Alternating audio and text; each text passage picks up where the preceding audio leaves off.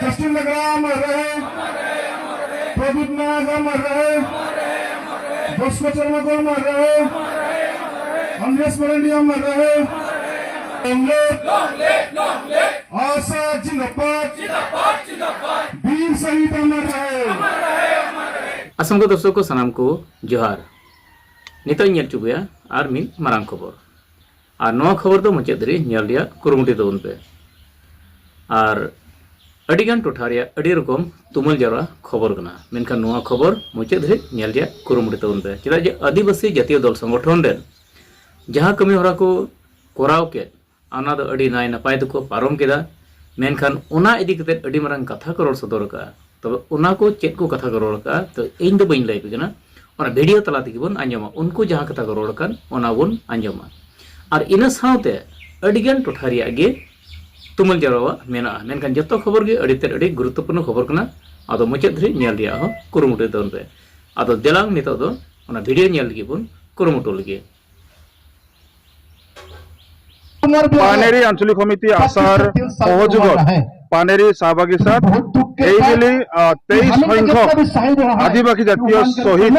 দিবস আমি আয়োজন কৰিছো। এই দিনটো আপোনালোকে সকলোৱে জানেই যে 2003 চনৰ 25 জুলাই তাৰিখে যি আদিবাসী জনগোষ্ঠীৰ হকে আন্দোলন কৰিবলৈ যাওঁতে পুলিচৰ বৰ্বৰ যি গুলীচালনা পানেৰী আঞ্চলিকৰ প্ৰায় 8জন আছাৰ তেজাল ডেকা সকল গুলীবৰ্ষণ হৈ মৃত্যুবৰণ কৰিবলগা হৈছিল। प्रथम कथा कब लगे तो आजिर तारीख तो आमार कारण दुखर दिन 2003 सनत पानेरी अंचल आमार कचुबिल किछु एटा भूलर कारणे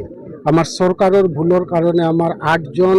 आमी आमार आपोनजनक हेरुवाब लगा होइছিল আৰু সেই তেতিয়াৰ পৰা আজিলৈকে আমি এই 8 জনক অষ্ট শহীদ হিচাপে আমি ঘোষণা কৰিছো আৰু আজি আমি এই অষ্ট শহীদৰ দিনাখন আমাৰ উদালগুৰি জিলা সমিতি আশা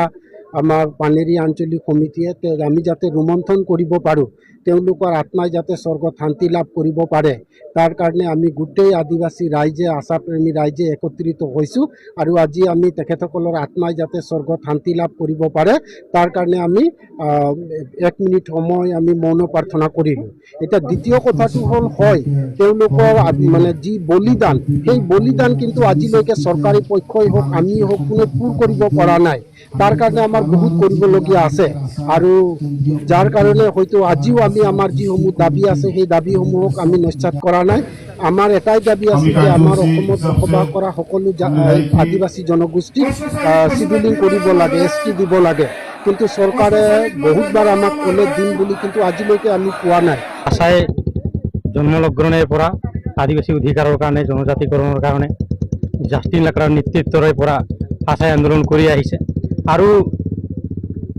বিগত যোৱা 2003 চনৰ 25 জুলাই তাৰিখে যিটো পানাৰী কুচুবিলত যিটো হত্যালীলা চলিলে আদিবাসী ষ্টুডেণ্টৰ ওপৰত যিটো বৰ্বৰতা চৰকাৰ আৰু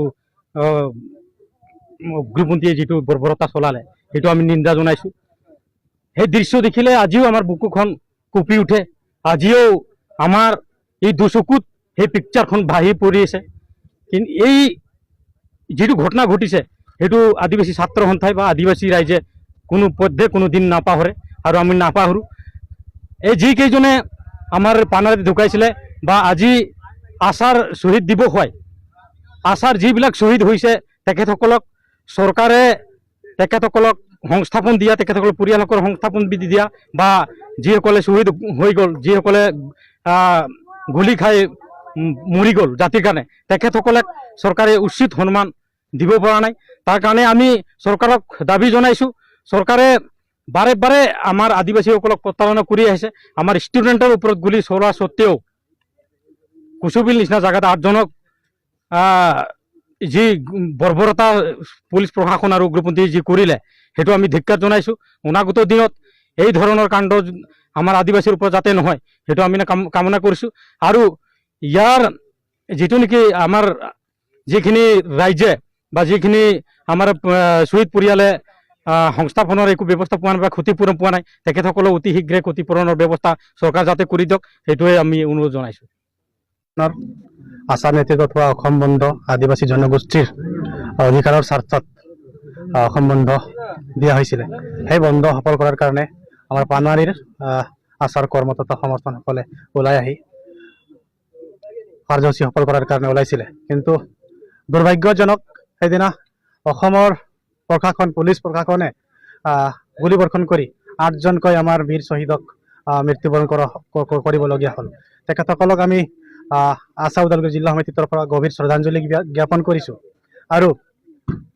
আজি প্ৰায় 23 বছৰ উকলি গ'ল কিন্তু চৰকাৰে ইয়াৰ ন্যায় দিব পৰা নাই আমি এই চেগতে অসম চৰকাৰক ক'ব বিচাৰিছোঁ যে এই শ্বহীদসকলক উচিত সন্মান প্ৰদান কৰাৰ কাৰণে ব্যৱস্থা গ্ৰহণ কৰিব লাগে আৰু যি এই শ্বহীদ পৰিয়ালসকলৰ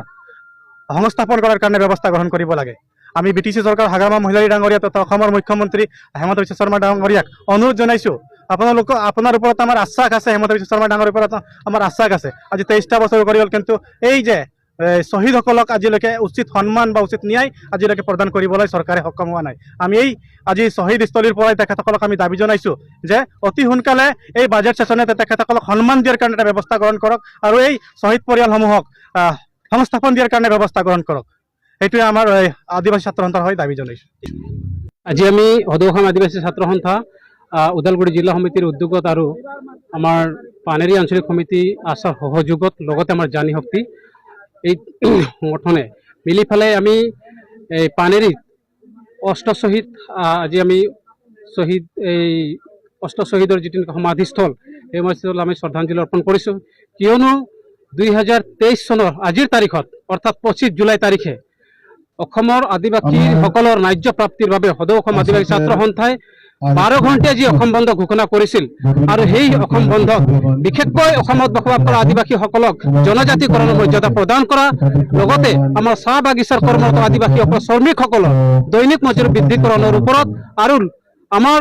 আদিবাসী ৰাইজৰ যিটো ভূমি পাট্টা সেই পাট্টাবিলাক দিবৰ কাৰণে যি আমাৰ 12 ঘণ্টীয়া অসম বন্ধ হৈছিলে আৰু সেই অসম বন্ধত গোটেই অসম জুৰি অসমৰ বিভিন্ন মহলে এই বন্ধ সমৰ্থন কৰিছিল কিন্তু পানেৰীৰ নিচিনা ঠাইত কচুবিল নিচিনা ঠাইত সেই বন্ধক এছাম দুষ্কৃতিকাৰীয়ে এই বন্ধক বিৰোধিতা কৰিছিল আৰু তেনেস্থলত পানেৰী চাহ বাগিচাৰ আমাৰ আদিবাসী ছাত্ৰ সন্থাৰ যুৱকসকলে তেজাল যুৱকসকলে সেই বন্ধটো ৰূপায়ণ হোৱাৰ কাৰণে সেই দাবীৰে তেওঁলোকে ওলাই আহিছিল আৰু সেই তেতিয়াই কিছুমান দুষ্কৃতিকাৰীয়ে যে এই পেকেটিংকাৰীসকলক তেওঁলোকে নিৰ্বিচাৰভাৱে গুলীচালনা কৰি 8জনকৈ আদিবাসী তেজাল যুৱকে তাতে মানে শ্বহীদ হ'ব লগা হৈছিলে গতিকে আজিলৈকে সেই শ্বহীদসকলে আজিলৈকে ন্যায় নাপালে গতিকে আমি চৰকাৰক এইটোৱে দাবী জনাব বিচাৰিছোঁ যে অতি শীঘ্ৰে যাতে চৰকাৰে এই 8জন শ্বহীদে যিলৈকে তেওঁলোকৰ কেঁচা তেজ ঢালি দিলে আমাৰ যিটো কি জাতিৰ হকে জাতিৰ স্বাৰ্থৰ হকে বা আমাৰ জনগোষ্ঠীটোৰ স্বাৰ্থৰ হকে যিবিলাকে নিজৰ প্ৰাণ উচৰ্গা কৰি দিলে গতিকে আজিও ন্যায় নাপালে আজিও বহু যুৱক চিৰঘূণীয়া হৈ আছে গতিকে আজিলৈকে সেই যুৱকসকলেও কোনো ধৰণৰ চৰকাৰৰ পৰা সঁহাৰি নাপালে বা চৰকাৰৰ পৰা কোনো ধৰণৰ সহায় সহযোগ নাপালে গতিকে আমি সদৌ অসম আদিবাসী ছাত্ৰ সন্থাই আজি পুনৰবাৰ এই আমাৰ অষ্টশ্বহীদৰ সমাধি ক্ষেত্ৰৰ পৰা দাবী জনাব বিচাৰিছোঁ যে যিসকল সেই আন্দোলনত শ্বহীদী বৰণ কৰিলে তেখেতসকলক চৰকাৰে ন্যায় প্ৰদান কৰিব লাগে তেওঁলোকক সাহায্য প্ৰদান কৰিব লাগে আৰু যিসকল চিৰদিনৰ কাৰণে ঘূণীয়া হৈ গ'ল তেখেতসকলৰ কাৰণে চৰকাৰে স্থায়ী সমাধানৰ ব্যৱস্থা কৰিব লাগে আৰু আদিবাসী ছাত্ৰ সন্থাৰ প্ৰতিটো দাবী আখৰে আখৰে যাতে পূৰণ কৰে তাৰ কাৰণে সদৌ অসম আদিবাসী ছাত্ৰ সন্থাই আমি দাবী উত্থাপন কৰিছোঁ।